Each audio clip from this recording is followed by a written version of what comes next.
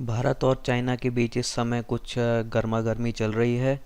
तो हम ज़रा चर्चा कर लेते हैं कि भारत और चाइना के बीच में क्या कोई कमज़ोर है या कोई बहुत ज़्यादा स्ट्रॉन्ग है। तो अधिकतर मीडिया में जो चर्चा चलती है वो नंबरों के बेस पर है, पर नंबर जो है सच्चाई को नहीं बयान करते हैं। तो अगर हम नंबर्स को देखें तो भारत के पास जहां 13 लाख फौजी हैं, चाइना के पास 22,000 हैं। आपको लगता है कि चाइना के पास बहुत ज़्यादा हैं। एयरक्राफ्ट भी देखें तो उनके पास ज़्यादा हैं, वॉरशिप भी ज़्यादा हैं, टैंक्स भी बहुत ज़्यादा हैं। पर फिर भी जो है भारत कहीं भी चाइना के मुकाबले कमज़ोर नहीं है। उसके भी कई कारण हैं। जैसे कि अगर चाइना के पास 3,000 टैंक हैं, हमारे पास 600 हैं। लेकिन एक बात ये गौर करने वाली है कि भारत और चाइना की जो बॉर्डर है वो मोस्टली पहाड़ी बॉर्डर है, और उस एरिया में 80% एरिया में आप टैंक का इस्तेमाल कर ही नहीं सकते। तो फिर यहाँ पे ज़्यादा नंबर्स में टैंक होने का कोई मतलब नहीं रह जाता, कोई एडवांटेज नहीं रह जाता। तो हमें ये भी समझना है कि युद्ध कभी भी सिर्फ हथियारों के दम पर नहीं जीते जा सकते। दुनिया में आपको ऐसे बहुत से एग्जाम्पल मिल जाएंगे जहाँ छोटे छोटे देशों ने बड़ों बड़ों को हरा दिया, जिनके पास कम संसाधन थे। तो लड़ाई में हथियारों का योगदान 20% होता है, 80% योगदान फौजियों के मोराल पर होता है। उनकी स्ट्रेटजी और उनकी सप्लाई लाइन कैसी है उस पर डिपेंड करता है। पाकिस्तान के पास जो है 1965 में हमारे हमारे मुकाबले बहुत एडवांस फाइटर प्लेन थे, बहुत बढ़िया टैंक थे, पेटन टैंक थे, सेबर जैसे फाइटर प्लेन थे जो हमारे पास नहीं थे। लेकिन फिर भी पाकिस्तान हारा। 1967 में भी चाइना और हमारा क्लैश हुआ था, जिसमें चाइना को बहुत अच्छी मार खानी पड़ी थी, वो भी हुआ था।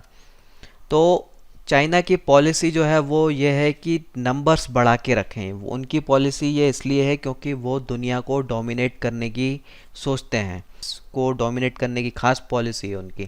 तो इसलिए जो है वो बड़े नंबर्स लेके चलते हैं। पर भारत की पॉलिसी ऐसी नहीं है। भारत की पॉलिसी सेल्फ डिफेंस वाली है, ना कि डोमिनेंस वाली।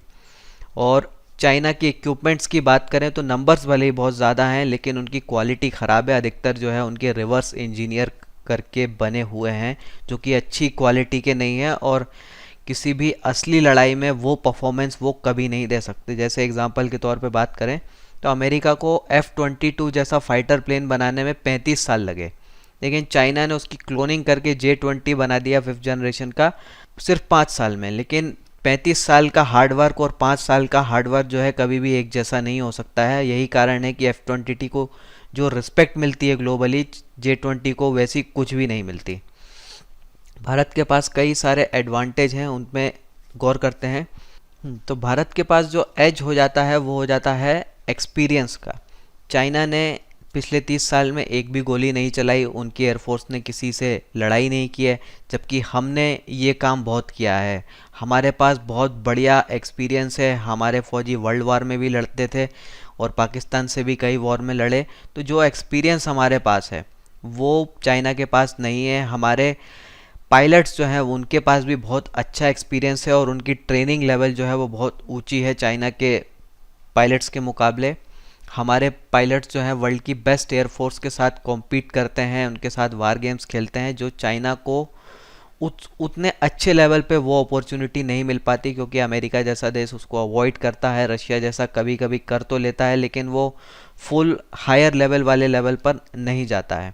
चाइना के पास जो है एयरक्राफ्ट कैरियर ऑपरेट करने का एक्सपीरियंस भी बहुत कम है। हम जो है 50 साल से एयरक्राफ्ट कैरियर ऑपरेट कर रहे हैं, और चाइना जो है मुश्किल से 2 साल से कर रहा है। तो एयरक्राफ्ट कैरियर जो है बड़ी ही कॉम्प्लेक्स मशीन होती है। सिर्फ उसका हाथ में कंट्रोल आ जाना अलग बात है, उसको वेल वॉर लेवल पे उसका इस्तेमाल करना, एक्सपीरियंस करना, वो अलग चीज़ हो जाती है, जो हमारे पास बहुत बढ़िया है। भारत के पास जो है चाइना जितनी सबमरीन नहीं है, सही बात है, लेकिन हमारे पास वर्ल्ड का बेस्ट सबमरीन हंटर प्लेन है P-8I, जो कि हमने अमेरिका से लिया है, जिसने कई बार चाइनीज सबमरीन को लॉक भी किया है। हमारे पास जो है चाइना जितनी वॉरशिप नहीं है, सही बात है, लेकिन हमारे पास वर्ल्ड की best anti ship missile BrahMos है, जो कि उस चीज़ को बैलेंस कर देती है। हमारे पास जो टैंक हैं वो काफ़ी अपग्रेडेड हैं और चाइना के टैंक से बेटर कहे जा सकते हैं। हमारे पास उतना अच्छा बॉर्डर पर इंफ्रास्ट्रक्चर नहीं है, सही बात है, लेकिन हमारे पास C-130J हरकुलिस जैसे एडवांस मिलिट्री ट्रांसपोर्ट प्लेन है, जो कि चाइना के पास नहीं है। तो हम भले ही इंफ्रास्ट्रक्चर ना हो लेकिन फिर भी हम चीज़ों को जल्दी मूव कर सकते हैं बॉर्डर पर ऐसे प्लेन्स के कारण। और हमारे पास चिनूक भी आने वाला है जो कि इस चीज़ को और बड़े लेवल तक बढ़ा देगा। दूसरी एक और बात पे गौर करते हैं कि जब भी हम बात करते हैं कि साहब हमारे पास 13 लाख हैं, चाइना के पास 22 लाख फौजी हैं, तो यहाँ पे गौर करने वाली बात यह है कि चाइना जब अपने फौजियों के नंबर्स बताता है तो उसमें पैरामिलिट्री के नंबर्स इंक्लूड करके बताता है। हमारी फ़ौज में पैरामिलिट्री के नंबर्स इंक्लूड नहीं किए जाते हैं, हमारी पैरामिलिट्री सेपरेट होती है। तो अगर हम उन पैरामिलिट्री के भी नंबर इंक्लूड कर दें तो हमारी जो फ़ौजियों की संख्या है वो चाइना से बड़ी हो जाती है। और हमारी फ़ौज को एक्सपीरियंस है, चाइना को नहीं है, 30 साल में उन्होंने कुछ किया ही नहीं। और हमारी फ़ौज जो है वर्ल्ड वार लड़ा, इतने वॉर लड़े। और इसके अलावा यूएन की जो पीस कीपिंग फोर्स है उसमें सबसे ज़्यादा फ़ौजी भारत के ही हैं। और इसका भी फ़ायदा ये होता है कि हमको एक्सपीरियंस और ज़्यादा मिलता रहता है। पाकिस्तान से तो एक्सपीरियंस मिलता ही है। और चाइना ने जो है कुछ लड़ाइयाँ लड़ी भी, उसमें ऐसी सिचुएशन में लड़ी हैं कि जब दुश्मन बड़ी कमज़ोर पोजीशन में था। जैसे भारत पर जब हमला किया तो कमज़ोर पोजीशन पे हमला किया।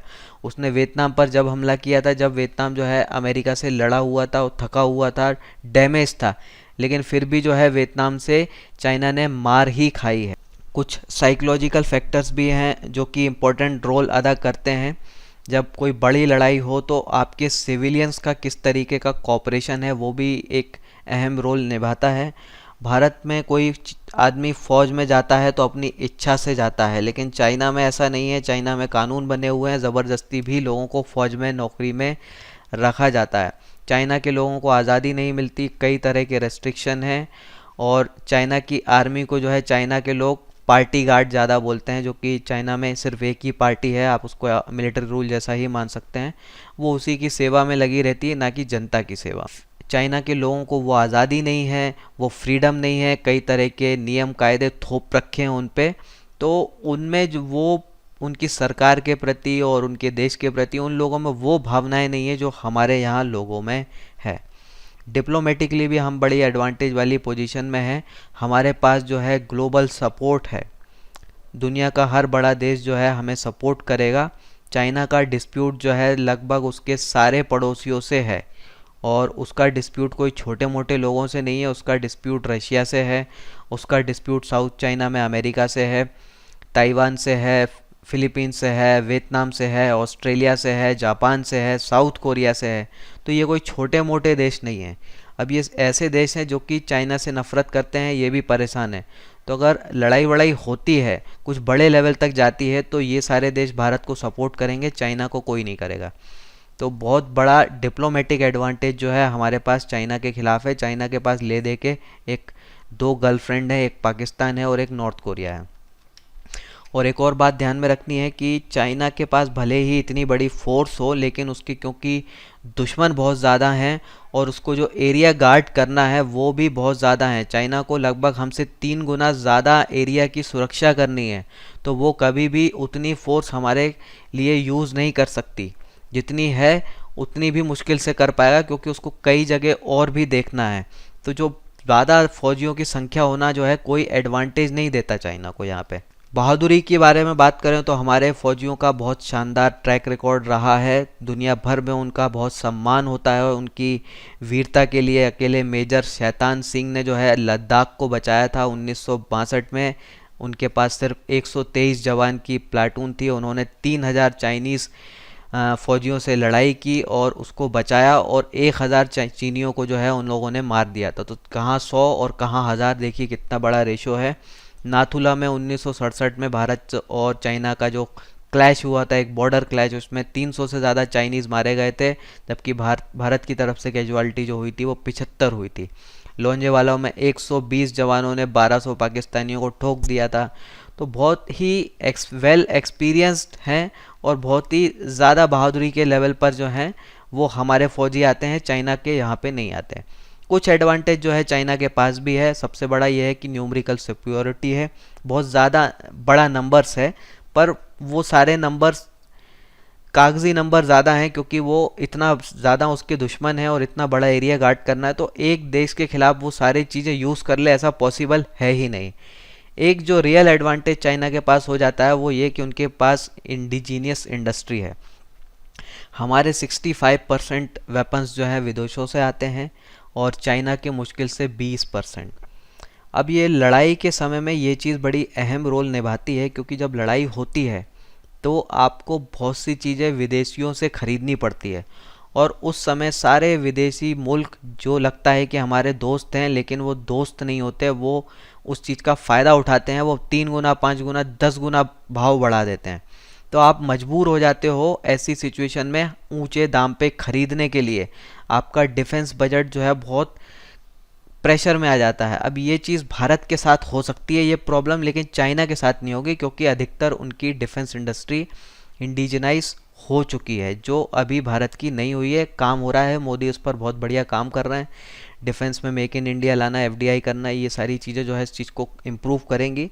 पर अभी की डेट में बोलें तो ये हमारे लिए नुकसानदायक सिचुएशन। तो मान लें अगर वॉर हो जाए, पहली बात तो यह है कि 99% कोई वॉर नहीं होगा, ज़्यादा से ज़्यादा छोटी मोटी गोलाबारी होगी जैसी पाकिस्तान के साथ होती रहती है, उससे ज़्यादा कुछ नहीं होना चाहिए। फिर भी एक हाइपोथेटिकल सिचुएशन में मान लें कि अगर ये चीज़ होती है तो क्या होगा। देखिए, लड़ाई में हमेशा डिफेंसिव साइड को एडवांटेज होता है। जो साइड अटैक कर रही है उसको जो है अपने ट्रूप्स की संख्या, अपने वेपन्स की संख्या को हमेशा ज़्यादा रखना पड़ता है, तभी वो फ़ायदा उठा पाता है। और ये ज़्यादा जो है मिनिमम उनको 1:3 का रेशियो रखना पड़ता है, यानी दुश्मन के मुकाबले आपके पास 3 गुना ज़्यादा संसाधन होने चाहिए। वहीं अगर आप कॉम्प्लेक्स एरिया में लड़ाई कर रहे हैं जैसे कि पहाड़ी इलाके में, तो ये होना चाहिए मिनिमम 1:5, यानी दुश्मन के एक फ़ौजी के मुकाबले आपके पास 5 फ़ौजी होने चाहिए, तब जाके आपका अटैक जो है वो सक्सेसफुल होने की संभावना रहती है। अब ये एडवांटेज 1962 में चाइना के पास था। हमारे एक फ़ौजी के ऊपर चाइना के 8 फ़ौजी थे, जिसका उनको फ़ायदा मिला और 1962 में उनकी जीत हुई थी। लेकिन अब ये एडवांटेज बिल्कुल नहीं है। 1962 में हमारे पूरे बॉर्डर ऐसी खोली पड़े थे, हिंदी चीनी भाई भाई वाला खेल चल रहा था, कुछ था ही नहीं। अब वो चीज़ नहीं है, हमारे पास भी अप्रोप्रिएट नंबर्स में फ़ौजी वहाँ पे डिप्लॉयड हैं, और ये चीज़ जो है चाइना के एडवांटेज को रोक देती है। तो यहाँ मामला जो है बराबरी का आप बोल सकते हैं, यहाँ पे कहीं पे भी चाइना के पास एडवांटेज नहीं आ जाता। नेवल वॉरफेयर की बात करें तो भारतीय नेवी को चाइना पर हमला करने की ज़रूरत है ही नहीं। 90% चाइना का जो ट्रेड होता है वो होता है इंडियन ओशन रीजन से, और इंडियन ओशन जो एरिया है वहाँ पे हम गजब के स्ट्रॉन्ग हैं, कोई वहाँ कुछ नहीं बिगाड़ सकता हमारा। तो वहाँ पे हम चाइना के ट्रेड को ही अगर ब्लॉक कर दें तो ही चाइना बैठा बैठा मारा जाएगा, उसकी इकोनॉमी ठप हो जाएगी, क्योंकि चाइना की इकोनॉमी जो है पूरी तरह से एक्सपोर्ट वाली इकोनॉमी है। वो सस्ता माल दूसरे देश को बेच कर ही अपनी इकोनॉमी चलाते हैं, और हम वो रास्ता रोक देंगे तो फिर वो काम नहीं हो पाएगा। चाइना जो है उसके पास सबमरीन ज़रूर हैं जो इसको रोकने के लिए कोशिश कर सकता है, लेकिन हमारे पास P-8I जैसा बेहतरीन सबमरीन हंटर है, तो उस चीज़ को हम मैनेज कर लेंगे। हमारे पास जो है अच्छी एयरफोर्स है। चाइना के पास नंबर्स बहुत बढ़िया हैं एयरफोर्स में, लेकिन उसके अधिकतर प्लेन जो है वो 2nd और 3rd जनरेशन के हैं, हमारे नहीं है। हमारा मिग को छोड़ दें तो बाकी सारे 3rd 4th या 4.5 जनरेशन के प्लेन हैं। नंबर्स हमारे पास कम है लेकिन क्वालिटी बहुत अच्छी है। और हमारे सुखोई M30 हुआ या फ्यूचर में राफेल जैसों को जोड़ दें तो ये एक साथ कई चाइनीज़ प्लेन्स को एंगेज कर सकते हैं। तो एयरफोर्स भी हमारी वेल केपेबल है। तो कंक्लूज़न में बात करें, चाइना के पास नंबर्स अच्छे हैं लेकिन भारत कहीं भी वीक नहीं है। वो सारे नंबर्स जो हैं कागजी नंबर है, एक अकेले देश पर इस्तेमाल करने की पोजीशन में चाइना बिल्कुल भी नहीं है। चाइना की बहुत ज़्यादा दुश्मन है, और उन ऐसे दुश्मन हैं जो कि खुशी से भारत के साथ जुड़ना चाहेंगे अगर कुछ एक्सट्रीम लेवल तक वॉर वाली पोजीशन होती है। तो किसी भी एंगल से भारत कहीं भी वीक नहीं है, और मैं तो बोलूँगा कि बल्कि स्ट्रॉन्ग और है। अगर हम डिप्लोमेटिक सपोर्ट और ये सारी चीज़ों को इंक्लूड करें और वार अगर सीरियस में होता है तो हम चाइना को हरा भी सकते हैं आराम से। तो इसी के साथ जो है मैं अपनी बात ख़त्म करता हूँ। आने वाले वीडियोस के लिए आप जो है चैनल को सब्सक्राइब कर सकते हैं। आपने मुझे इतना समय दिया उसके लिए धन्यवाद। जय हिंद।